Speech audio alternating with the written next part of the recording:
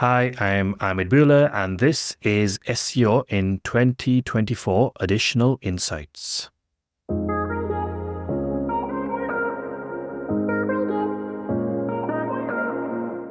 Ahmed, what's your additional insight for SEO in 2024? It's keeping consistent with link building and content marketing. Consistent with link building and content marketing. Okay, so what does that consistency look like?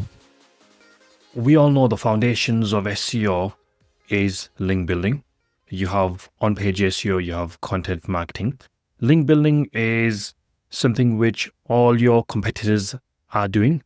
And if you continue building links towards your key keywords alongside content marketing on the website, which Google loves, this is going to boost your rankings higher and higher. You can only really gain page one rankings for high traffic, useful, competitive keywords with both good content and link building. All your top competitors are going to do this. And if you really want to grow in 2024 and beyond, you have to consistently build links. If you do too many, then you'll be potentially penalized. If you do too less, you're not really going to surpass competitors. And along with this, building good human written content will benefit you continuous, whether it's writing good blogs, location pages, service pages, etc. Great. Okay, so link building and content publishing go hand in hand. What are good links in 2024? Okay, so that's a very interesting question. With regards to links, there's hundreds, maybe thousands of different variations of links. Back in the days, you used to get directory links, you used to get links on websites that had nothing to do with the service you're providing. There used to be link farms. In 2024, you want to focus on links where the websites itself are strong as well. Not the website, maybe the page itself. How do you define strong? For example, I run a digital marketing agency.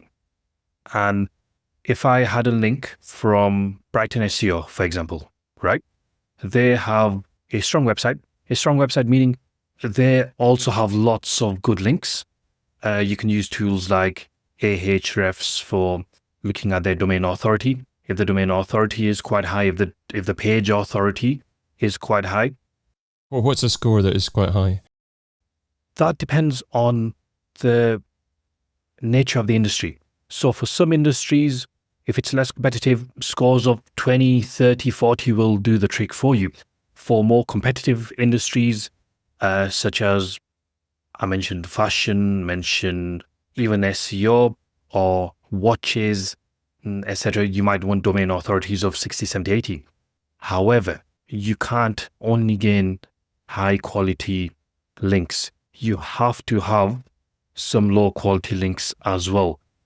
So just to clarify, you say low quality links. You probably mean low authority links, but from websites that are still relevant. Yes, I will also recommend, but generally most of the time you want good links from good websites. You want some links with low page authority on good websites. And then you will naturally want some, I always say this, not so good links, but a very small amount. When anything grows naturally, you'll always see things will have amazing links and they'll also have some low quality links. This makes it natural. And do you think the SEOs should actually take the time to build low quality links as well? Or is this something that will happen naturally, so you don't have to worry about it?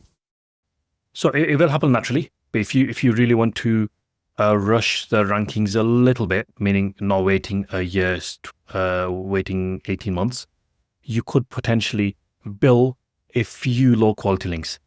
You have to do this alongside building really good links as well. I've seen this in numerous clients with numerous businesses across numerous industries. One of the recent successes we had was for an online pharmacy, a ranking in the top 3 positions for some highly competitive prescription medication where doctors approve, etc. And it literally revolutionized the business, right? And now the business is looking to sell to a few businesses. But we achieved this by building many good quality links. But at the same time, we had to build some lower quality, not bad links, not links on some website with other languages or random link farms. They're still low quality, meaning maybe a page authority of between 0 and 10, 0 and 20. We like to analyze all of this. It's good to analyze all of these in the tools and never obviously purchase links directly. You also mentioned the importance of not building too many links, so you can build too many links. Do you have any quantity in mind over a monthly basis that is too many? I always get asked by clients about this. If it's a brand new website, I always go bare minimum for the first 3 months. I don't have a quantity. The types of backlinks we do for clients alongside content and everything else is we do PR, we do some good quality one-way links on sites. We'll do we mix our links effort each month, not just building the same type. We'll do different types. If it's a new site, start with the bare minimum, let Google understand the website, build content, which is more important for the first few months of a brand new website. If the website's big, it's been around for over a year, I would build a lot more links. I can't quantify it. Every industry is different. How many links does the website already have? If they have, say, 2,000 links, then I might go towards building 10% of that or a bit less per month. Okay, that's a good number to go for. So is that a reasonable percentage for each website to go for? For instance, if they only have 200 links in total, then you wouldn't want to build more than about 20 a month. Yeah, 20. If it's only 200, then I'll probably go for maybe a bit higher, 20%, 30%. But if they have more than 1,000, 2,000, 3,000 links, then I wouldn't go more than 10%. Okay, that's good. That's good to know. And you also say that constant content creation goes hand in hand with this. So what does that look like? Yeah, this is, especially in this day and age, it's very important. For example, the online pharmacy, the client, right? So one of the strategies we did for content marketing was look at the top 100 locations by population in the UK, and then build pages for online pharmacy in those locations: online pharmacy Manchester, online pharmacy London, online pharmacy Birmingham. Now, that's not enough. So along with this, you want to build backlinks towards these pages for these terms and keywords. The same go with products and product categories collections. Every product collection can be renamed in different ways. For example, I've got a client who sells jewelry. You've got rings, which can be called travel rings, couple rings, can be called friendship rings. So building these pages, building content on these pages, and then building backlinks to those pages, and you can't lose. You can't lose. So what about the quantity of content required in these pages? Because it seems to be product pages that you're describing. What does content on product pages look like? Again, it depends. On product pages, I generally, depending on the product as well, if it's simple products, we have seen amazing, so everything I say is through experience. We've seen amazing results for 300 to 500 words. Unique, human written. Don't copy from the manufacturer. Don't copy and paste from anywhere, from competitors I've seen as well. So unique written. If it's a how-to guide or maybe a guide to travel, or if you're doing honeymoons, for example, your content can go into 1,000, 2,000, 3,000 words. If it's in depth, generally for categories, for products, 300 to 500 has been the sweet spot. Well, you did say human written. Does that mean that you've never tested AI?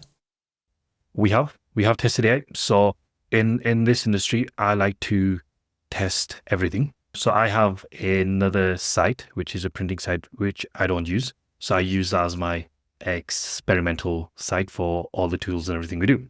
So I thought, you know what, AI, let's try it. Let's build 100 pages in minutes and let's publish them. What happens is Google understands AI. Google have their own AI tools. There's tools like Quillbot. There's many APIs that detect AI content, and Google's very, very good at this. And they will penalize you. They will penalize your website. They will penalize your pages, and you will lose rankings. We've seen and we've heard of many, many sites that have used AI, and they've lost and dropped all rankings. I've got a few new clients where they've lost rankings. We went through the full site and it was all AI written. So we've started to humanize every page, and now we're starting to see an increase again in the traffic. You also say that this overall strategy helps to compete with larger companies. So how does that take effect? How does it actually work when you're competing against companies with many more pages and perhaps more authority? That is interesting. Now, again, through our own experience, when you build good pages, so there's two sides here. One side is going for less traffic keywords, where, again, location pages, etc. A lot of large competitors, a lot of large companies don't have pages for everything. So if you build pages which they don't have, you will rank for them and you'll gain traffic, right, for the same services.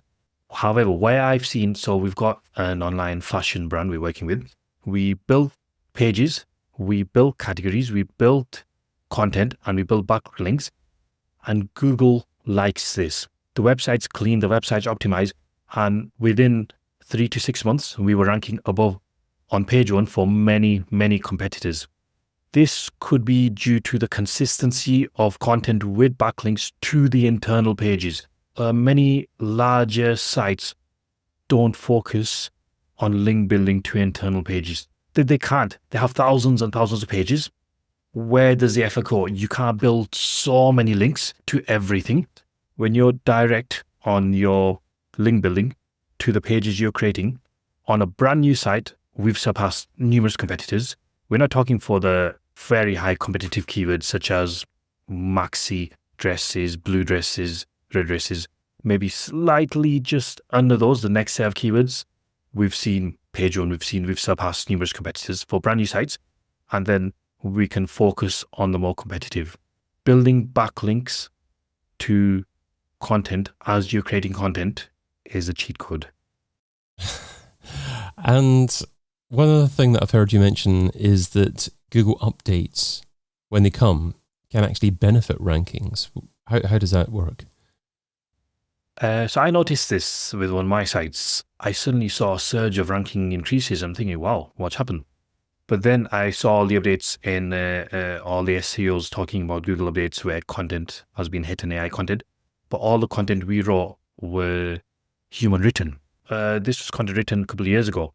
So being consistent with natural language, natural content, a good flow of link building will benefit. There's no easy way to success. There has to be hard work, right? And consistency. So if you're consistent with your content throughout the website, location pages, category pages, product pages, service pages, question answers, blog posts, etc. So I always tell clients, would you read this yourself? Would you benefit from this? All right? So write it for yourself, something that would benefit you. And building good, consistent backlinks will reward you in the long term. It's a strategy that hasn't failed, and in my opinion, it's not going to fail. As long as you put the work in, it can't fail. I've never seen it fail. Yeah, across numerous industries, from pharmacies to fashion to heaters to earwax removal to opticians and so on. You've shared what SEO should be doing in 2024. Now let's talk about what SEO shouldn't be doing. So what's something that's seductive in terms of time, but ultimately counterproductive? What's something that SEO shouldn't be doing in 2024? Avoid AI. Avoid AI written content. Do not fall into that trap. Just don't do it. Look, what's happening is more and more people are using AI. So this is actually a good thing for you. If you don't use AI, you're going to surpass all of them. Google, you will get penalized by Google and other search engines. It will happen. You have to avoid it. Stick to your tools, stick to your spreadsheets, and stick to the human voice and the human written content. Good grammar, good spelling, it makes sense, and written for the human, written by a human for humans. I mean, I can certainly understand not using AI to produce original content, original in inverted commas there, but is it not a reasonable use of AI to have the content produced and use AI to do some touch-ups, just improve the phraseology and edit just a little bit? So I would reverse it. Don't you use AI at the end. Use AI at the start if you wanted to just understand a topic, understand some subheadings, etc. Then reword the whole thing, but use it as a guide. So if AI wasn't there, what a person would sometimes do is go and research online, look at Wikipedia, look at other websites, and then rephrase, reword, add their own 2 pence onto this. But if you use AI at the end, you're still at risk. Depending on how much AI you use, you're at risk of being penalized. Ahmed Bhula is founder at REM Digital. You can find him over at remdigital.co.uk. Ahmed, thanks so much for adding your additional insight to SEO in 2024. Thanks so much, David. Thank you for having me. I've been your host, David Bain.